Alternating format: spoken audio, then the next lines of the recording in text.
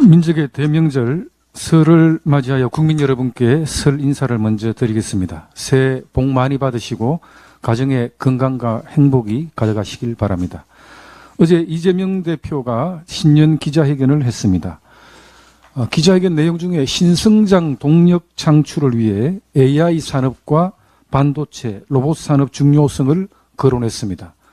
그렇지만 실제로는 민주노총 눈치 보며 현장에서 요구하는 연구개발 종사자 주 52시간 규제를 제외하는 반도체 특별법 처리는 반대하고 있고, 신성장 동력 창출의 신성장 동력 창출의 에너지 공급 기반이 되어줄 첨단 산업 에너지 3법, 국가기관 전력망 확충법, 고준위 방패장법, 해상풍력법도 민주당이 협조하지 않아 해당 상임위에서 계류되어 있습니다. 이재명 대표의 기자회견이 거짓말이 아니라면 반도체 특별법을 포함한 미래 먹거리 사법 등 민생 법안에 대한 초당적 협력과 지역화폐법, 상법 개정안 등 악법들의 과감한 철회로 국민께 진심을 보여주기 바랍니다. 연금개혁 관련해서 말씀드리겠습니다. 어제 국회 보건복지위에서는 국민연금법 개정안에 대한 공청회가 열렸습니다. 언론 보도에 의하면 민주당 의원들을 중심으로 소득 대체율과 보험 요율을 손보는 모수 개혁을 우선하자는 주장이 나왔고, 특히 박주민 국회 보건복지위원장은 더 나가서 이르면 2월 중으로 모수 개혁에 나설 것이라는 발언을 했다고 합니다. 모수 개혁의 시급함을 부정하려는 것이 아닙니다. 그러나 모수 개혁만으로는 은발의 오줌 누기입니다. 모수 개혁만으로는 국민연금 고갈을 7, 8년 정도밖에 늦추지 못한다는 것은 이미 잘 알려져 있습니다. 보험료율 인상도 논의 중이긴 합니다만은 민주당은 소득 대체율의 인상에 집중해왔습니다. 소득 대체율의 인상은 결국 미래 세대에게 부담으로 다가올 수밖에 없습니다. 현재 세대의 국민연금을 위해 미래 세대의 소득을 빼앗는 것입니다. 미래 세대에 대한 갈취입니다. 그리고 연금개혁은 국민연금만의 문제가 아닙니다.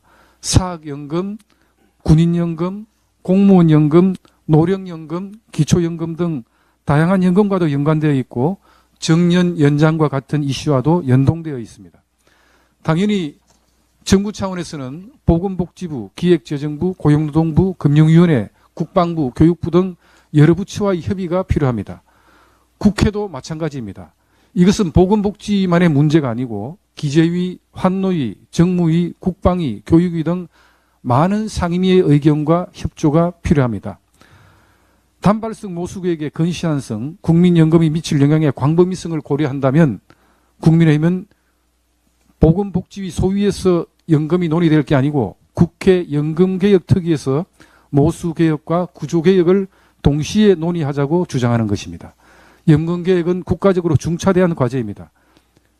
국민연금개혁특위에서 모수개혁과 구조개혁이 동시에 논의될 수 있도록 민주당의 초당적 협조를 요청드립니다. 21대부터 논의되어 온 코로나19 백신 피해 보상법이 어제 국회 보건복지위 전체회의를 통과했습니다. 이 법은 예방접종과 질병 간 시간적 개연성 등이 입증된 경우에 인과관계 추정 규정을 도입하는 것을 주요 내용으로 하며 인과관계를 폭넓게 인정하여 피해자에 대한 보상을 강화하는 것이 목적입니다. 국민의힘은 지난 대선 때 코로나19 백신 접종 부작용 피해 회복, 국가 책임제 실시를 공약하고 인과관계 증명 책임에 정부 책임화를 약속드린 바 있습니다.